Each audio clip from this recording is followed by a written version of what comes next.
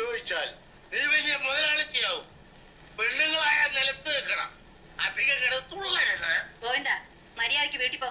ഇത് രാജമ്മയാണ്. അറിയാ, കണ്ണിനൊരു കുഴപ്പമില്ല. വഴിയുടെ മാറി കല്ലു കുടിച്ച വയറ്റി കിടക്കണം. ശരീരം കേടാക്കാണ്ട് നീ നിന്റെ കാര്യം നോക്കി പോടാ. അത് വേട് പേടിപ്പിക്കല്ലേ. ഇത് ബ്രാൻഡി ഷാപ്പോ അതോ ചായക്കടയോ?